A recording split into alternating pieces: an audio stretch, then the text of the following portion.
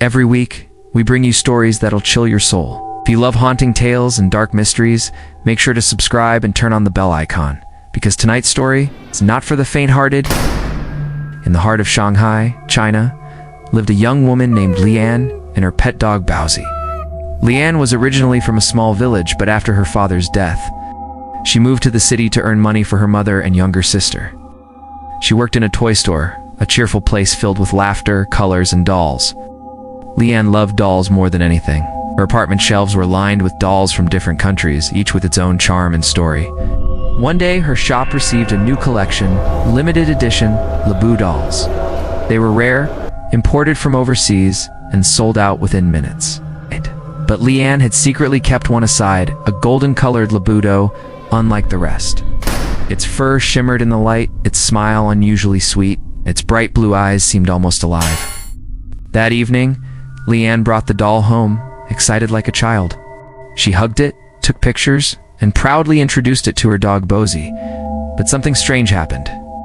While Bowsy loved every toy in the house, wagging his tail happily this time, he froze.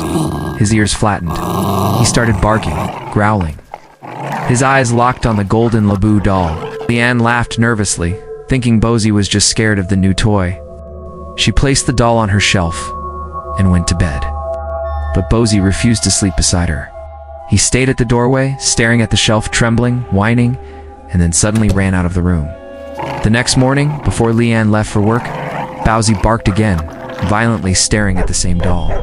When Lian tried to calm him down, he bit the hem of her jeans, pulling her toward the shelf as if warning her.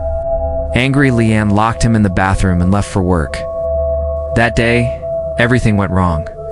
She lost her temper at customers, argued with her boss, something she'd never done before, and by evening, she was fired.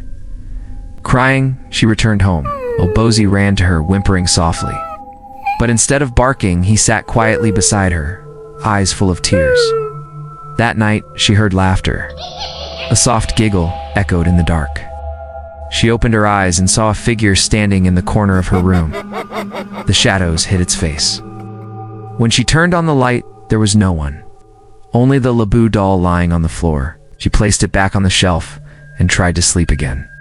In her dream, she was trapped inside her own room. Something red, monstrous, was crawling toward her. It had rotting skin, long claws, and razor-sharp teeth. Its eyes glowed with hunger. The creature grabbed her by the throat, and before she could scream, it laughed, a horrific, screeching laugh. Lian woke up with a scream, only to find the Labubu doll sitting on her chest, staring straight into her eyes. She froze. That same innocent smile now looked evil. Before she could react, Bowsy charged into the room, barking wildly. He grabbed the doll in his jaws and tore it apart, pieces flying across the floor. Panting and terrified, Lian threw the remains into the trash bin, collapsed on her bed. The next morning, her head was pounding. Arms were covered in small red bite marks, and Bowsy was missing. She searched everywhere, calling his name. Finally, she went to the bathroom. Wasn't there either. But in the mirror, she saw her reflection, covered in red spots. And behind her, something moved. It was the same red creature from her dream. But when she turned around, no one was there. Only the Labubu doll sitting on the bathroom shelf.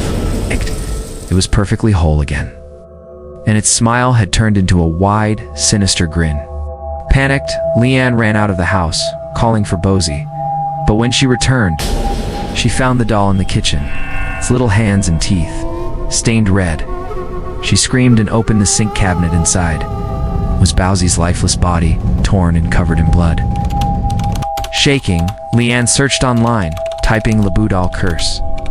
What she found froze her blood. All over the world, people were reporting the same horror. Labubu dolls biting, possessing, and destroying their owners' lives. Loss of jobs, sickness, deaths. Some believed the doll carried the spirit of an ancient demon, Pazuzu. Others claimed priests had performed exorcisms on them, and in several countries, Labubu dolls were banned. Lian didn't waste another moment. She burned the doll, collected the ashes, and threw them into the nearby river. That night, she called her sister crying, telling her everything that happened.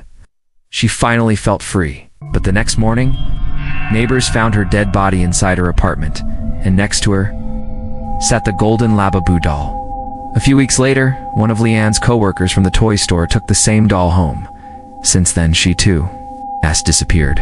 Some people say the Labubu doll is just a rumor, a creepy internet story, but others believe the doll is still out there, waiting for its next owner. If you think you can handle the truth behind cursed objects like this, subscribe now and turn on the bell icon, because next week, we dive even deeper into the shadows.